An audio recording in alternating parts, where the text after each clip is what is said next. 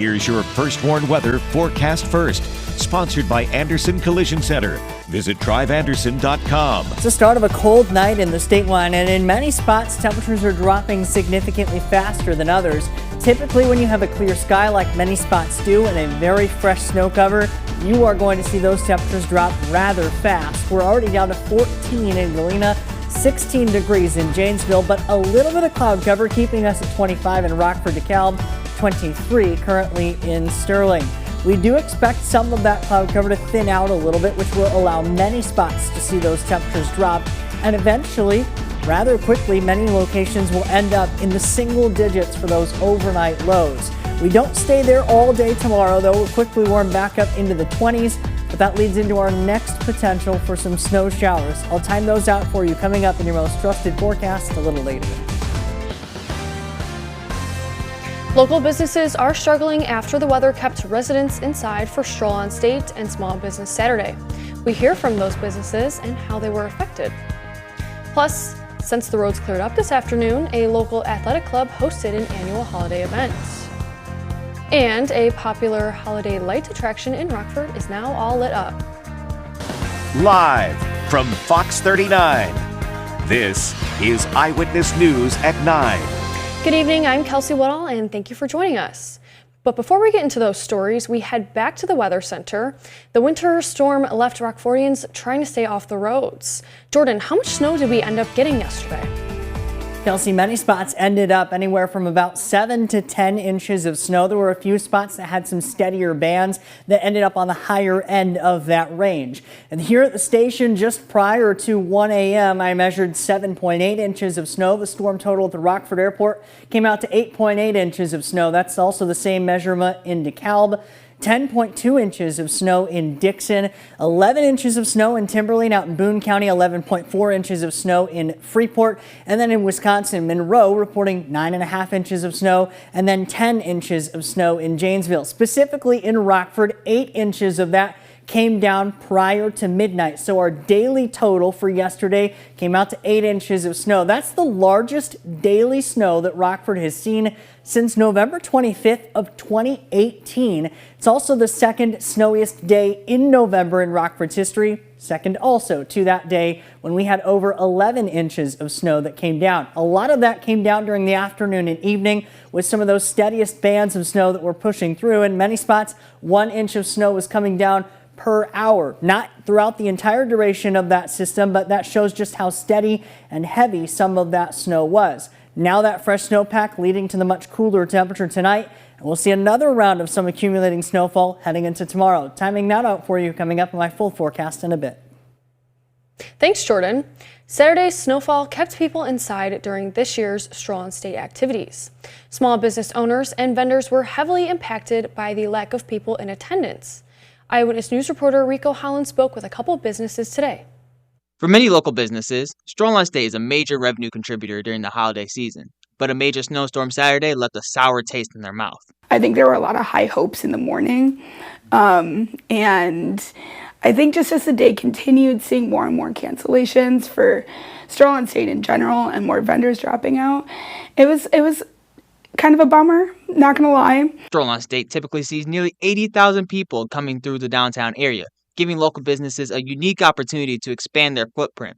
Some local business owners, like Alyssa Noonan, have been preparing well in advance for the event. I personally have been working since beginning of October, even maybe beginning of September, just to build up merchandise, artwork, to be ready for Stroll on State, be ready for my holiday markets. Some businesses traveled hours to attend this year's event for the first time, but because of the weather, Rachel Cady, owner of Secondhand Curves, says the risk wasn't worth the result. I feel like when you're posting that there's a winter weather emergency in Rockford and then expecting people to fulfill their duties of being vendors, because, you know, us vendors are in fear of losing out on our vendor fees, we're kind of risking our safety and everybody else's safety to be there.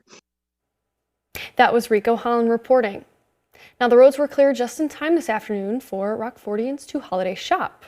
For over 15 years, the Black Hawk Athletic Club hosted their annual indoor holiday bazaar event.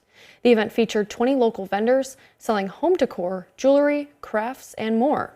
One organizer was happy to see people at the event because she didn't know how it would go due to the inclement weather. We were reminding everybody that, the plows in Rockford are good. They were going through right away. Our mayor was keeping us posted, so we just let everybody know, the streets are clear, you can come through. And so everybody listened apparently and decided to come out, and we're really happy. The athletic club also offered food selections from their kitchen for shoppers. The Nicholas Conservatory in Rockford is now all lit up after being postponed due to the weather. More than 5,000 sparkling holiday lights are strung throughout a half-mile path around the outdoor grounds. There are no tickets or reservations required to view the lights. It's all free. You can catch the display at dusk through January 11th. Turkey time is now over, and a new report reveals which states paid the most for their Thanksgiving dinners. According to a new report from Purdue University's Department of Agriculture Economics, Hawaii paid the most money for a full spread Thanksgiving dinner at $96.77. Second place went to Alaska at $89.30, and Maryland took third place with $85.45. Purdue's pricing was based on a 12-person meal with turkey, all the fixings, and dessert. The most affordable states to gobble up a Thanksgiving meal included Georgia, Kansas, Missouri, Alabama, and South Carolina. Data found that the national average for the most expensive item on the menu was the turkey, which was nearly $34. Online shopping will reign supreme tomorrow. Cyber Monday deals are expected to lead more than $14 billion in sales. That beats Black Friday and would also be a record for Cyber Monday. The University of Michigan's Consumer Sentiment Survey could provide a better picture of how people are feeling when it's released later this week. Coming up, an update on the National Guard shooting. An Afghan national who arrived in the U.S. under a refugee resettlement program has been arrested. You're watching Eyewitness News, your home team, with Kelsey Woodall, Drew Collins, and meteorologist Jordan Wolf. Officials are learning more about the suspect in last week's shooting of 2 National Guard soldiers, just blocks from the White House. Investigators are shedding light on the suspect's background since he entered the United States in 2021. Fox News correspondent Madeline Rivera has the story from Washington. Investigators have been looking into the suspect's background, a 29-year-old Afghan national who once worked with the CIA. U.S. officials believe he may have been radicalized since coming to the U.S. in 2021.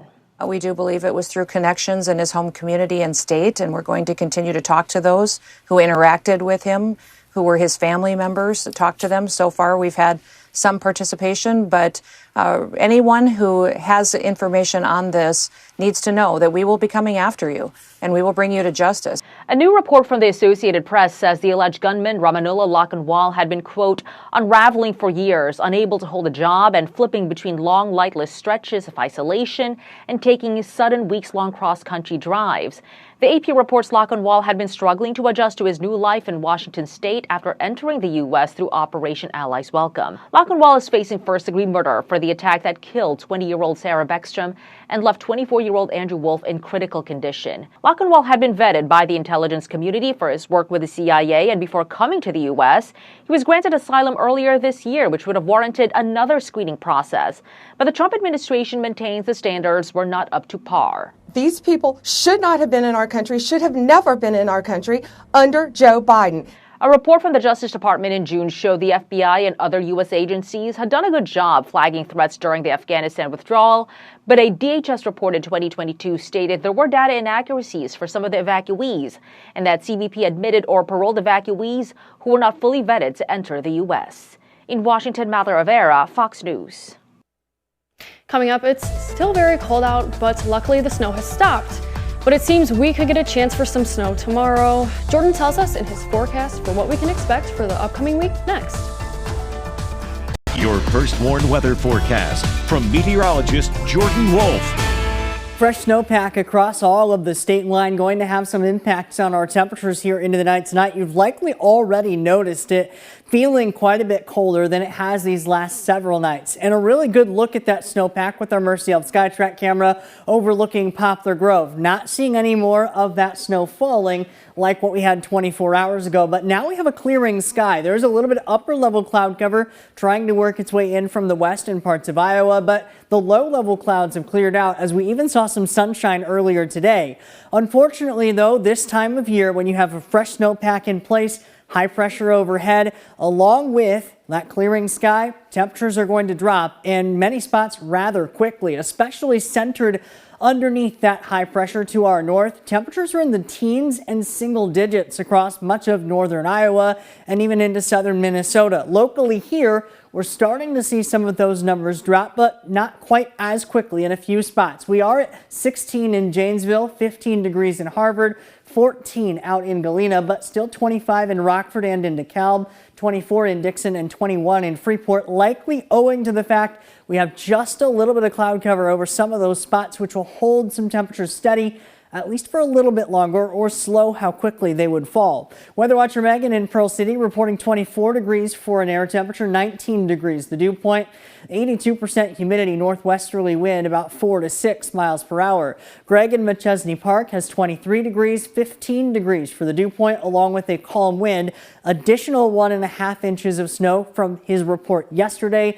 That's a total inches of snow, about 9 inches from what he had from yesterday added to what he had today. 5 degrees is where we head for that overnight low. In many spots we'll end up in the single digits given the fact that we have that clearing sky, fresh snow in place. Very, very easy for temperatures to end up in the single digits. One wrench that may be thrown into that forecast is some of the cloud cover. If we have some cloud cover drifting overhead, it may at least hold a few spots up into the teens. For tomorrow, our temperature does return to the 20s, but that comes with our next chances for some snow showers, along with the potential for some minor accumulations. 24 degrees for tomorrow's high. So here's how things play out with Futurecast. Starting with the night tonight, there's that cloud cover trying to build in, but notice even with that, you still see many temperatures end up in the single digits. A few spots may still be held up in the low teens, but it'll certainly feel much colder than what it did last night. And any spots that saw some melting earlier this afternoon, with temperatures as cold as they will be, likely going to see some refreezing overnight, so be cautious for some slick spots going into tomorrow. Additional snowfall then starts to develop for tomorrow afternoon. I think many spots, at least east of I-39, stay dry through about noon, but during the afternoon and evening hours, a relatively quick hitting picture of snow starts to develop, and that could bring some at least brief, steadier snowfall rates from about 2 to 6 p.m.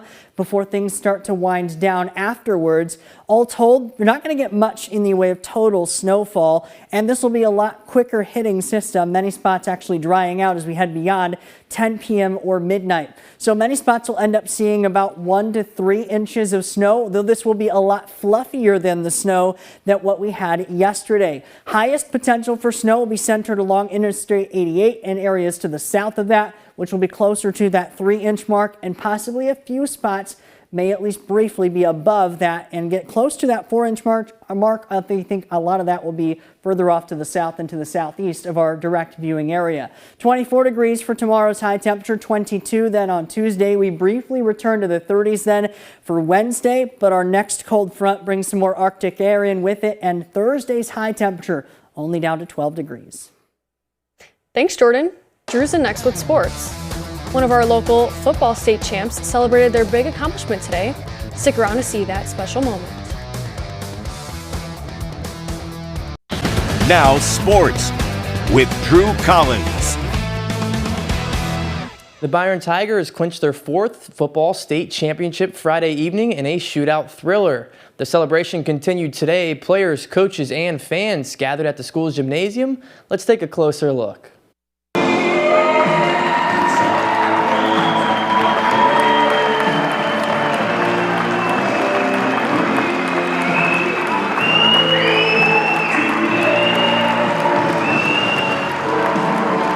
We gathered to celebrate this football team, honor the standards of excellence that this coaching staff has put in place, and it's become the identity that we have when we go from town to town.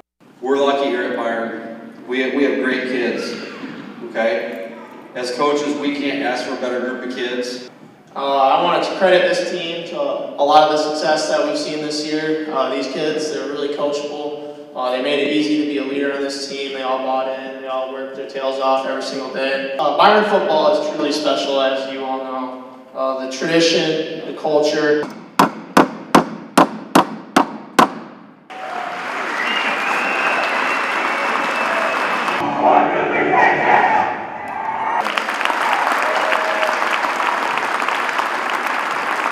The Tigers will return a lot of talent next year, so they could make another run at another championship. Well, the Bears and the Packers both had the day off, but that doesn't mean that they could not benefit by not playing, and in fact, the Rams were upset by the Panthers today. So that means the Chicago Bears are the #1 seed in the entire NFC. Who would have thought after starting the season 0-2, they are now 9-3 and are in first place.